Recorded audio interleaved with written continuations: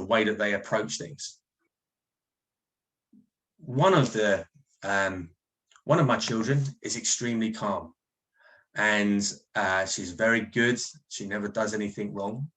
And for her, I see her in her element when she's in that way.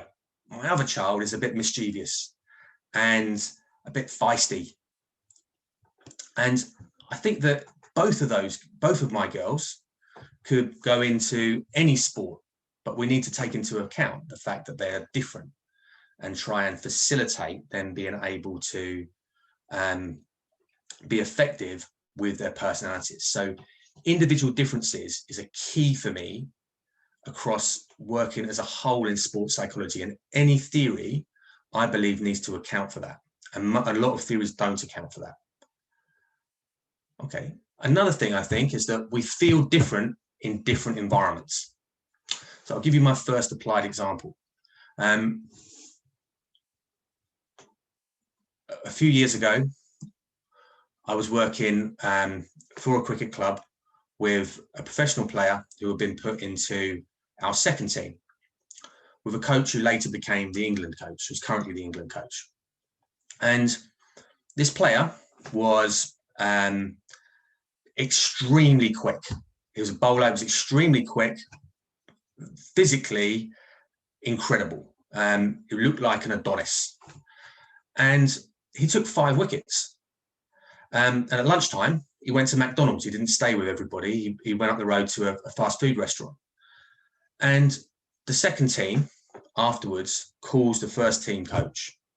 The second team coach calls the first team coach and he says, listen, you've got to take him. He got a fifer, 5 wickets.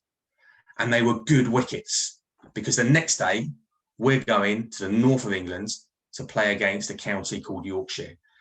And this guy's just got 5 wickets. So, okay, the first team manager took the advice of the second team manager and stuck him in the team. They went to Yorkshire, and in the dressing room, that player was completely different. His mannerisms were totally different. The way that he presented himself in the dressing room was different. Yeah, when we were playing the day before, in a place where he's familiar with, around players that he didn't think of as being particularly good, he spread himself out. He took a big lump of the dressing room. When we were in the dressing room in Yorkshire, that didn't happen. He was in a very small section on his own. But he performed well the day before. So we gave him the ball to open the bowling. The first ball was wide. The second ball he got hit for 6. The third ball he got hit for 4. And the coach stood on the balcony like that. What's going on? And he looks up at the coach. He never played for our first team ever again. The key was, it wasn't so much him. It was more about the environment being different and having an impact. And that's going to be central as we go through today.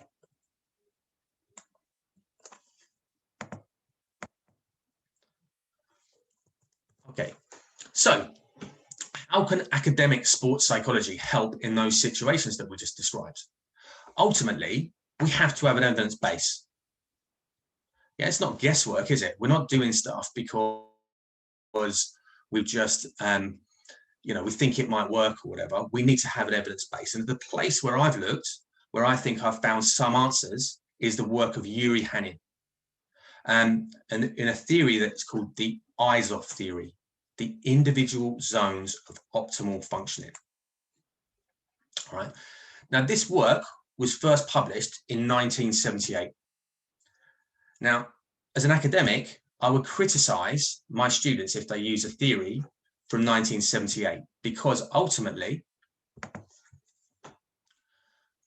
we're looking at contemporary stuff. But this theory has adapted and it's stayed the test of time. And you'll see lots of people talking about the eyes-off theory. In 1978, it looked like this. It spoke about competitive state anxiety. And what Yuri Hanin had done is Yuri Hanin had noticed that he's a Russian sports psychologist, that Russian volleyball players needed to be at different levels of competitive state anxiety. So if we simplify that term, nerves, yeah, they needed to be different levels of nervousness. Some needed to be nervy, some needed to be calm, and some needed to be somewhere in the middle. And And he spoke about athletes going in 3 different ways: an A, a B, or a C zone. And in the A zone, we had people who needed to be really calm before they performed well. In a B zone, we had people who needed to be not calm, but not nervous. And in a C zone, we had athletes who needed to be really fired up and tense before they perform their sport well. If we go back a few minutes, I said that in cricket, sometimes they say if you're a bowler, you need to be fired up, you need to be in the C zone. And if you're a batsman, you need to be in this A zone. But we do see people that are effective in either zone just because of their personality. And we see sports people in the same sport perform very differently. Now, as a sports psychologist, a lot of the time, I'm a sports fan and I love watching sport, but a lot of the time, the stuff that really interests me is what goes on around the periphery. And I'm going to show you now a little clip when I'm going to stop sharing my screen and let Darshan show a clip of these 2 people here. So ultimately, what we see here are 2 of the greatest tennis players of all time. We see Roger Federer and Rafael Nadal. Now, if we look at they're just about to play a final of a major event. So yeah, keep playing it, Darshan. And if you could unmute yourself so that we can hear the volume, that would be good as well. So this is Nadal. Look at him. He's taking an energy bar. He's jumping up and down. He looks tense, looks nervous.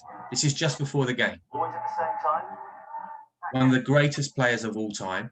And this is how he's preparing before his match. Look at Federer. Federer is completely different. This is a major event.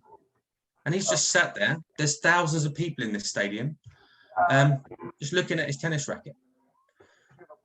It's your problem. Now they get up and watch the difference. Look at Nadal jumping up and down, won't stop moving.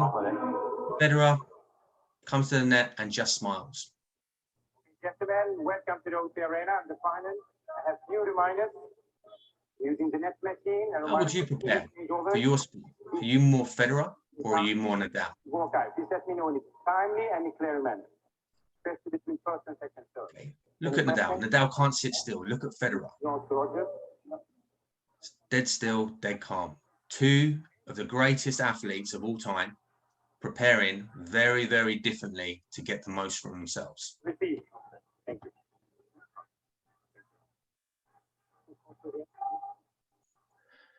This guy's supposed to have his photo taken. Who do you think is going to go and get him?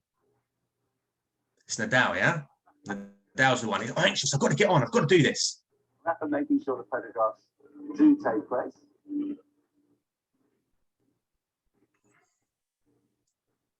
Okay, and now they go after they split on the photo. This could be one of the all-time matches in the history of the sport right here. Roger trying to tie the record of Randall Santos by winning this event 5 times. Okay. Look at Nadal, sprints to the end, jumps up and down, punches his chest. Where's Federer? Federer is just walking back with a ball to the baseline, ready to serve. Okay, we don't really need to watch the tennis because that gives us some indication. Thank you, Darshan. If you could stop sharing your screen now. Yeah, definitely. No doubt.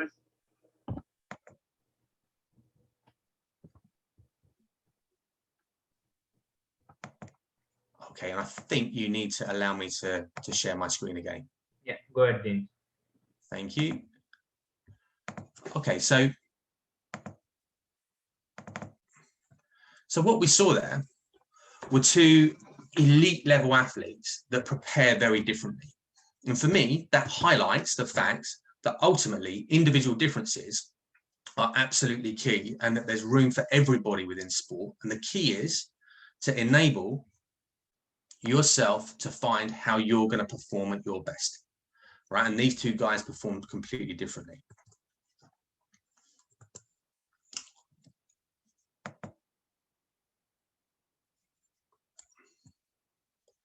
So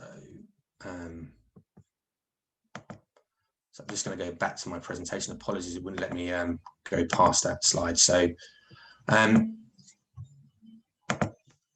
so the theory that we can talk about with this is this individual zones of optimal functioning, which changed in the year 2000 to incorporate more than just competitive state anxiety, more than just nerves. And it said that ultimately, what we can do with this is we can look at a whole variety of things within a whole variety of emotions.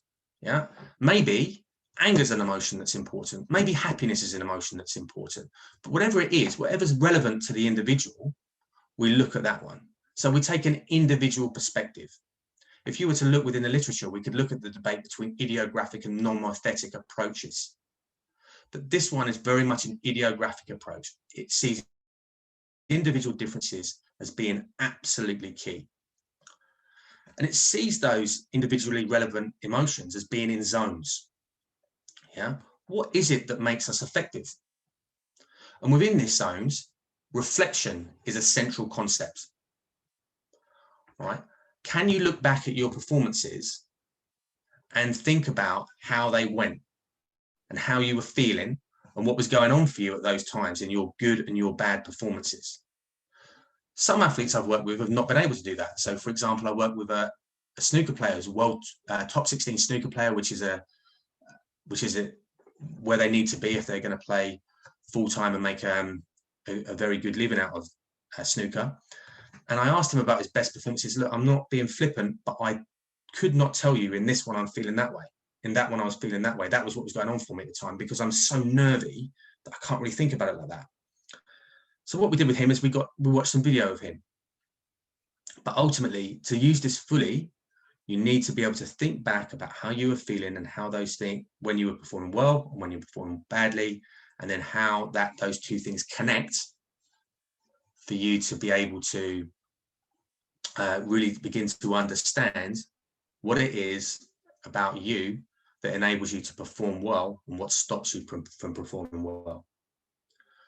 It talks about optimal emotions. Some emotions won't be relevant for you. Some emotions we can just forget about, whereas others will have an impact on you in a good or a bad way. And it talks about those emotions that are relevant for you. And we're not looking at enabling somebody to perform an one-off outstanding thing. We're looking at consistent high-level performance. Yeah. And if we can get that right, the functioning, once we understand that, the functioning, we understand optimal and dysfunctional emotions, we're much more likely to get a high-performing, high-functioning athlete. Now, we've only got an hour or so for this. So if you did want to read about this, this link here is free to you. You can see this here. This is an article from some years ago, from 2003. But it is free for you, and it's an article which I would thoroughly recommend. I've got another recommendation a little bit later on. But yeah, you could definitely use this should you wish to.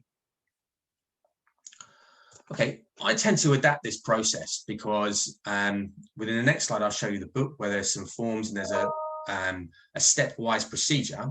But this is how I would utilize this technique. The first thing I would do is I would get you to think about the emotions that you like and don't like experiencing, because sometimes we can have emotions that we like experiencing which stop us from being effective, i.e. you might like being really calm, but it might stop you from being effective. It might not, because we're all different. Also, you might have emotions that you don't like experiencing which actually make you really effective. So anger, for example. I worked with a Korean golfer once, and when he got angry, he didn't like it, but he was much better at golf. Okay, and we need to understand both sets for both your best and your worst performances, because they could be relevant. And I like to spend a lot of time here talking maybe about 2 or 3 best and worst performances, allowing the athlete to go away and think about it. Perhaps as this picture begins to unfold and we begin to understand the emotions that are relevant and optimal and relevant and dysfunctional, then we can begin to ask athletes to imagine forward what would happen in certain situations, what would make a perfect performance, what would make an absolutely disastrous performance. And once the patterns are recognized, we can begin to discuss with the athlete what comes before this to try and influence the good happening and the bad not happening. I said there would be a lot of examples from cricket. And one time when I was working in cricket, I had two athletes come on the same night, both batsmen. And they had slightly different ways, but not totally different ways that they needed to be effective. But the way they accessed those performance-related emotions, was totally different. So one of them, he needed to engage with cricket the night before, and he would go into the garden with his dad. He needed his dad around him. His dad was a central person, and they would do throwdowns. And then they'd talk about the game. Then they would come in, they'd have some food, which would be set up to prepare for the match the next day. And they would talk about cricket some more. And they might talk about the opposition and about how a bowler looks when they run in, the type of balls that the bowler might bowl, the way that the field might be set, what the ground looks like. Then they would go in again. They would go into the living room. They'd watch either some tape of the people that were going to be playing, or they would watch some high-level cricket from before, particularly looking at batsmen, which were this particular player's favourite batsman. The other player was the complete opposite. The night before, he did not want to be thinking about cricket. He said if he did that, it would all get too much, and he would be too anxious about the next day. So he would try and stay away from it. He would try and talk to his friends that were non-cricket friends.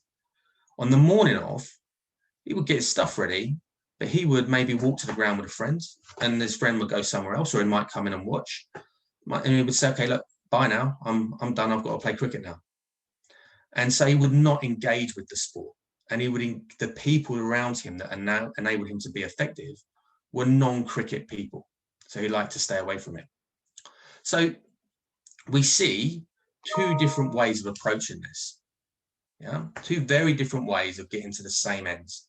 And so there's two stages to this, really. The first one is that we need to enable our athletes to find where the most important emotions for them. The second one is that once we know what they are, we need to enable them to be able to find it. Now, here are some examples of ways that we might be able to find our individual zone. Music. What music gets you in a state of those feelings that are important to you? And if so, can you access that music as close to the time as possible? Alex Uad, the Paralympic silver medalist from Tokyo, he listens to Rocky before he does his lifting, his powerlifter. Maybe key people I've found to be important. There are certain people, when I've seen them around athletes, so at the moment I have a canoeist, and if her mum's there, it's a really good thing. But I also see bad influences. I work with a football team right now, and that football team, if the coach is there, sometimes the players are not that keen on it. They're worried about the judgments that are being made on them. We spoke about engagement with the sport before with my example just now.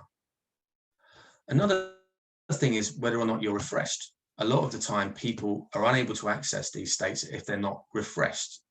Yeah, other times, if they're not refreshed, it puts them in almost like a warrior state.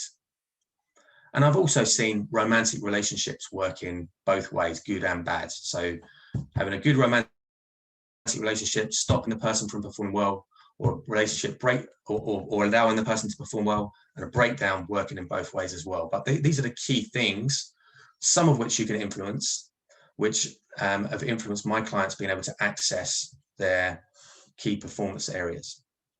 There's a book associated with this, and the book is Emotions in Sport, which I would thoroughly recommend if you're looking for further information on this area. And at the end of that book, there's something called the Stepwise Procedure, a 9-step layout to doing this in the way that Yuri Hanin suggests, and is slightly different to how I adapt it. few things have been said to criticize about this. First one is that if we talk about best performances, is it tainted by, is the recall tainted by the outcome? i.e., do you think about your best performance as the time when you won your best trophy? And those two things may not come in tandem, or your worst performance being the time when you lost to somebody who you felt you shouldn't have lost to. My experience is that if you really talk to athletes, they can get by this, and the research tells us the same thing. Sometimes coaches have said things to me like, as a coach, I have a lot of players and I have to have boundaries, and therefore people have to work within my system. Or it's not always obvious to me what each player needs. From that perspective, as a psychologist, I would be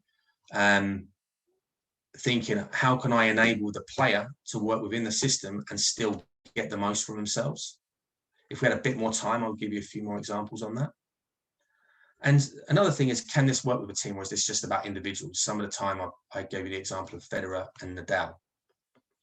I think Hannon would say, yes, it's about dynamics within individuals and within teams. So we can get a team to feel in a certain way, in the same way that we can get an individual to feel in a certain way, and that they would have their own eyes off and their own way of accessing it.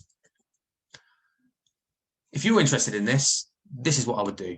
Think about your best performance. Get as much detail as possible around it. When did it take place? Where was it? Who was around you? What were the feelings that you were experiencing through that time? What was most relevant in your opinion that impacted your performance? Then I go through the same for my worst performances. And then I start to pick out key emotions that are relevant and thinking, what level of intensity do I need to experience these two to get a really high level performance? And then I would ask the question, what makes this happen? And then I would start adapting my life to enable all those things to happen. Yeah, you can influence things like, are you going to watch sport the night before? Are you going to engage with your sporting friends the night before or on the day? You can influence things like, if somebody has a particularly good influence on you, trying to make sure they're there. Or if they have a particularly bad influence on you, trying to make sure they're not. So those are the things that I think I would be looking to do if you're interested in using this technique. That concludes my presentation. And I'm very happy now to take some questions. So if I stop sharing my screen now, I think, Darshan, would that work? Yeah, I think we couldn't see the last part in a few of the slides, but not an issue. I think you kind of gave us a walkthrough pretty well. I think. Okay, I'm sorry about that. Which slides? I think. Yeah, I think it was through after the emotional optimum of emotional factors you talked about. FOF. Okay, so shall I run through those quickly again? Yeah. So. Yeah. Hold on, I'll make you the host again. Yeah. Okay, so these are the slides. Can you see them now? Not yet. Try again. Okay, let's try again. So I've gone share screen. I've gone to my presentation.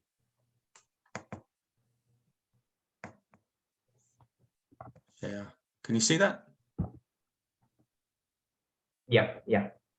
Okay, so just to run through these. So yes, I think we've done that. Yes. Okay, so there was a link there if you would like to do some further reading. So you saw this one, yeah, the individual zones of optimal functioning. We spoke about the process that I followed, so reflecting on best and worst performances, and then once we've recognized it, then trying to influence those things, and the two young batsmen that access their individual zones in completely different ways, and us solidifying that in enabling them to have confidence in what they do and perhaps refining it was what the process was all about. There was I gave a few examples about how I've noticed clients have been influenced by to be able to access their individual zone of optimal functioning, music, key people around them, engagement within the sport pre-event, being refreshed, and perhaps romantic relationships having an impact.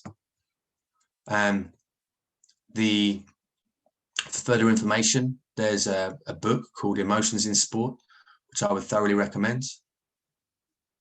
There was some criticisms, some common criticisms about this, which when we look into it in a slightly deeper way, doesn't necessarily enable us, don't necessarily come true. For example, people said about recall is tainted by the outcome. And actually Hannon did some research to find that out, found that we could do that still. We could still use it and that wouldn't have a negative influence. And my personal experience of utilizing this way of working is the same as that. It's that ultimately, if you really speak to athletes about this, they're clever. And if you question them in the right way, they will be able to know that that performance, even though they lost to somebody they didn't think was very good, it might have been that person up in their game rather than they did anything wrong. And then there was some things for you to do if you wanted to be involved. And that was the conclusion of the presentation. Would it be okay to take questions now, Darshan, or would you like me to summarize a bit more? Yeah, James, I think very insightful topics. The topic itself is very insightful. So I request everyone to drop in their questions in the text box. I'll take them one by one. Meanwhile, they write the questions, we get the questions. James, how is, I wanted to just quickly ask you, how is emotions connected to kind of mental health of an athlete? Like, because recently in the start, I talked about how athletes are now coming out. It's no more a taboo, right? We have seen Naomi Osaka, be it Roger Federer talking about. Virat Kohli has spoken it, during his back in days when he toured England, he was stressed and stuff. But how is they both connected actually? Okay, so I think we're talking about slightly different things, but I do agree with you. The first time that I began to notice people talking about mental health and mental ill health was back in 2006 when the ECB, the England cricket team, were touring India, and Marcus Trescothick came home, the England batsman, and he came home saying that he was homesick, and it turned out he had some depression. The press really turned on him, and they were sort of unhelpful to him. They're like, what's he got to complain about? But ultimately, and then there was a series of other athletes discuss their mental health. I don't know too much about the Indian athletes, but if I give you some British athletes, so the heavyweight champion of the world, Tyson Fury, has been spoken about his mental health, and he is presented in a certain way quite a few times where people have turned against him. But and then move forward to sort of like recently, you have Naomi Osaka pulling out of the French Open, Simone Biles pulling out of the Olympics. It's really interesting the way that these guys get treated. There's an assumption when you're a sports person that you cope by covering up your weaknesses. Yeah. From a technical point of view, if there's a stroke you can't play, if you're a batsman, then you learn how to play that stroke. Yeah. Or if you're technically making an issue, you adjust that to try and change it. In the same way you do that psychologically, you hide your weaknesses or you make your weaknesses better. But athletes talking about their mental health is something which is a taboo subject, perhaps for that reason. They're strong, they cope better than other people. And sometimes they can't cope better than other people because the stuff that they're perhaps experiencing is outside of the sport. For example, Naomi Osaka, she's not able to cope with tennis.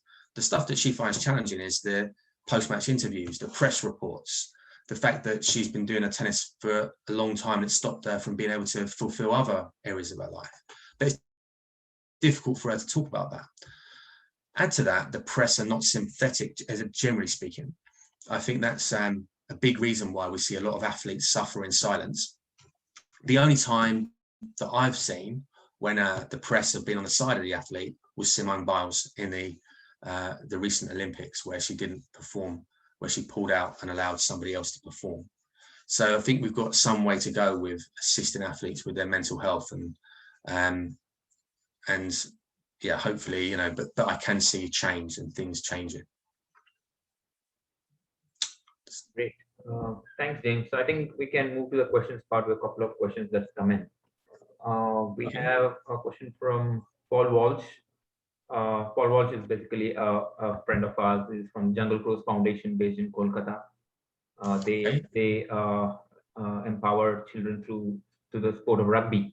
And Paul has been in India for quite some time doing a wonderful work here. So he asked the question, what would be the most influencing things? Can you identify any pattern? Okay, I suppose my answer to that question would be that the key for me, and the reason I like this theory so much, is that it's all about the individual. And to actually say, well, this is good and this is bad is impossible. But the way to answer the question, the way to be effective with your athlete is to try and find out from the athlete, how do you perform at your best? How do you need to be? Yeah, and try and get the athlete to reflect on what it is about them, but to actually form patterns and say anger's really good or happiness is really good has been impossible for me. And that's been across sports, across individuals, across genders, across ethnicity, across everything. There might be minor patterns, but generally speaking, I would say that the whole point of the theory is that it's what we call idiographic.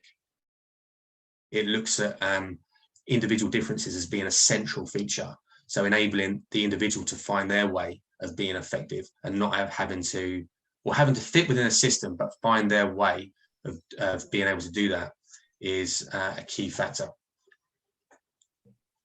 Thanks. Hope Paul that answers the question. We have a question from YC Head, that is Yacht Club of Hyderabad. So they are a sailing club based out of Hyderabad, and it's managed by Suhaim, who's the owner. They have a question. What are some of the most common emotional symptoms that teachers or coaches can identify in young athletes?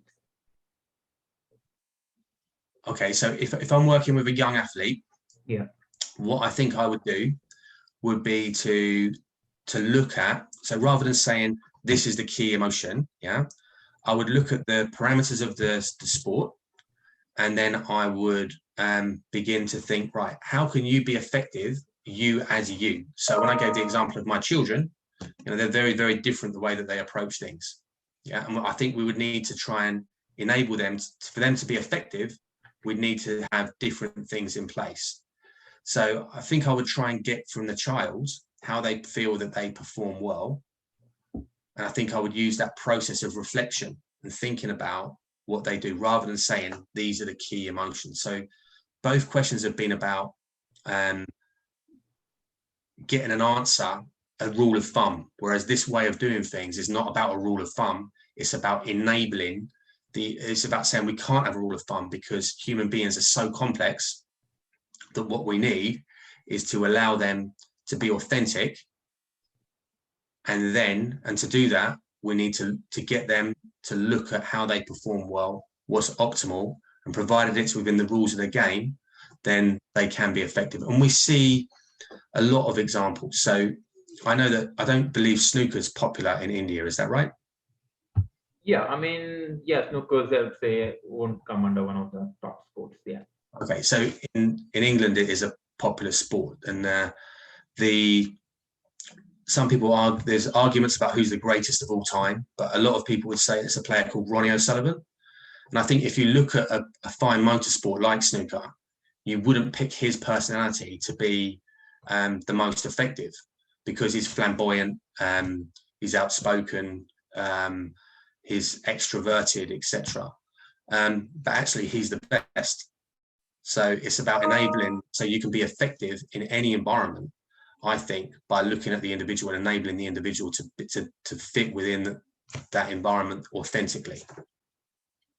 If you try to make him calm, for example, or if you try to make Nadal act like Federer, it wouldn't work, yeah? And vice versa. If you try to make Federer come out and jumping around like that in that little video clip we played, it wouldn't work. So it's about finding the individual way of being effective. Thanks, James. Yeah, for addressing that. Well, I'll continue with another question from Suhaim, who's the founder of Yacht Club of Hyderabad. And they've been doing an amazing job with a lot of young children, especially in the sport of sailing. So he asked, our young 15-year-old sailors perform superbly domestically, but get blown to the lower end of the fleet when they're abroad, well below par their performance. How do we work on that? Okay, this is a challenge I'm facing right now. And this I've seen this go the other way as well, where people can't perform domestically and they can perform internationally, or they can't perform at lower levels, but they can perform for their professional club.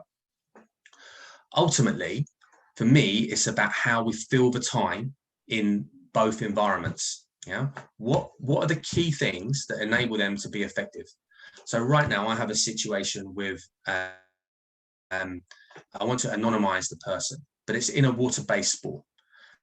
And domestically, there's lots of, we fill the time effectively. So there's lots of, it's not just one run or one race, it's several. And at the end of the race, we have a system, a pre-performance routine. And that means getting out, getting dry, not hanging around, eating the right food, being around the right people, and filling that time productively, and then going up and going again. When it comes internationally, maybe the performances have not been quite so high, because ultimately we're not feeling, the environment feels unnatural. Yeah? And we need to try and make it feel as natural as possible. So we would do things like, in that time, we would talk about having a time to disengage with that sport. We spoke about maybe getting out into nature, because that was one of the things that we did, savoring the environment, looking around the environment and thinking, you know, my father's a sailor, and you know, when you go to the beach and you look at the event, it's a magnificent event. And one of his friends, when I was there recently, I live in London, he lives in Sussex. My dad's friend lives in London and travels down at the weekends, and he looked at me and he said, "This is better than London." Yeah, we're on the beach. And I'm like, yeah, it is. Savoring that environment is perhaps a way of enabling that to happen, rather than getting caught up in the magnitude of it. Perhaps I could give an example from football, from professional football.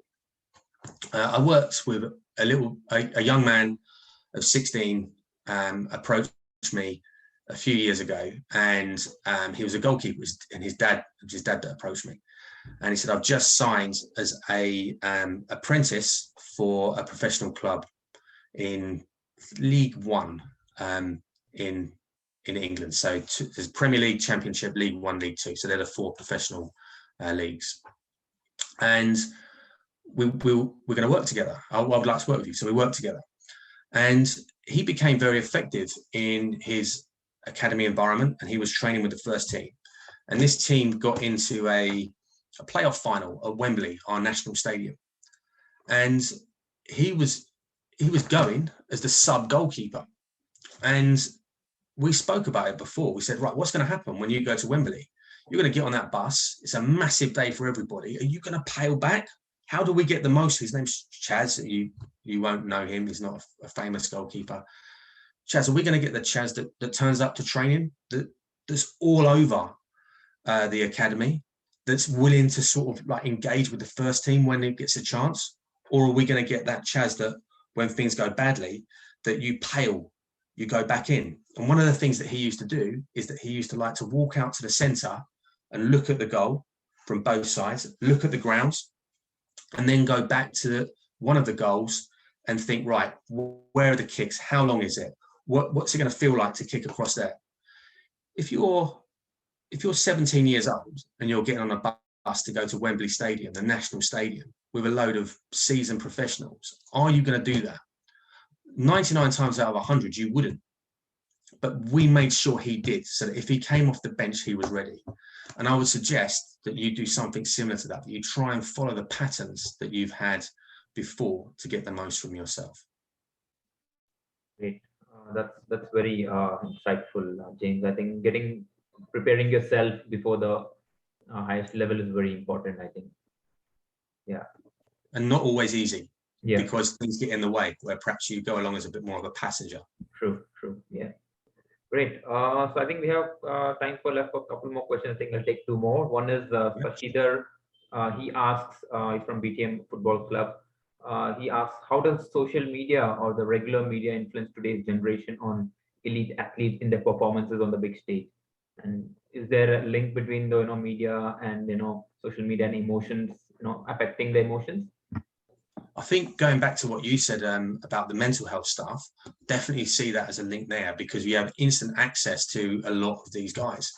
One of the things that we did when I was working with Essex was that we used to talk to the players about their social media use. And the first time that we did it, we got another person at the club to look at the players' social media profiles, and we found that, you know, a lot of stuff about which could enable them to be criticised. Definitely, it can have an influence, particularly in a negative way. A lot of the time now, you know, we said that everyone's different, but I know that there is a rule of thumb saying don't engage with social media when you're near to a big competition. Yeah, but it would be an individual thing. But yeah, I would say, despite everything I've just said, as a rule of thumb, I've seen social media act considerably more harmfully to an athlete than helpfully. And I would say put it away if you can. Albeit we see a lot of people addicted to it. So I have seen it when people are, I think the word is hating on athletes, that suddenly have this influence and you can get close. So for example, in tennis, lots of people bet on tennis, and if they lose their money, then they follow in the player and they talk negatively to the player. And yeah, that can have a negative influence. The player's just there to play tennis, but ultimately all of a sudden there's these people shouting at them over the airwaves. Really good question. Great. I think I think we have Sandhya. She's a national level rugby player. She's the Indian international, and she's represented India at the under-17. She was the captain as well. So she talks about the societal issues in India, and especially gender inequality. So she talks that as a woman, she has faced many problems in her life, and especially in like early child marriage, lack of rights, especially in her villages. You know, she comes from a village in Saraswatipur, and sometimes she feels very demotivated, and you know, people seeing people wearing shorts when she wears shorts and stuff. So my question is, how can we handle all this together and keep focusing on our performance? Yeah. Do you know what? Right. My big interest right now is working in female sport, because I have two little girls that I want to be able to support if they decide to go into female sport. What's the lady's name? Sorry? Sandhya. She's Sandhya, right? Sandhya, I can't imagine what that must be like. The only thing I can say is that as a man of 45, I admire you keeping on going. And the thing I might look for is perhaps meaning, and you showing to other young girls that you don't have to put up with that kind of stuff, and that you are going to rise above it, and you can be anything that you want to be. And that's the message that I try and give my girls. But those things you said, you know, I'll be honest, I can't imagine what that must be like. And, you know, I really hope you overcome that. And perhaps meaning and role modeling to other people might be a way that you could do that. Wonderful. I think that's a great piece of advice. I'm sure Sandhya can take cues from there and she'll be motivated. Sorry, James, I have one question that's come as a message for me. He couldn't type it. So he asks, it's from Bhagwan Gowda. He asks how to fortify the emotions of a budding sports person from his early years. If parents or his earlier coaches have a role to play, if they have to give them mental picture or structure them initially, you know. So yeah. Okay, so yeah.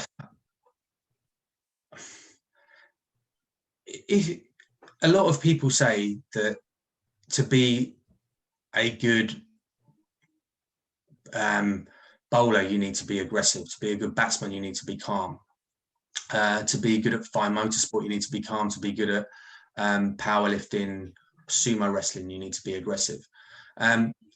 There's got to be some truth in that, yeah. And I think at the beginning, maybe it's not the end of the world to look at those and try and perhaps put into place procedures that will enable you to build on a foundation. However, you know, I would come back to the fact that individually, there are still going to be those different ways, those different things that are formed in you, ways that you are, which will enable you to be effective or ineffective. So to me, I would say you start looking at what they are early on. You start saying, okay, for me, I was a table tennis player. And as a table tennis player, people used to, I had a natural aggressive style, and sometimes it would spill over into me being perhaps warned for my behaviors.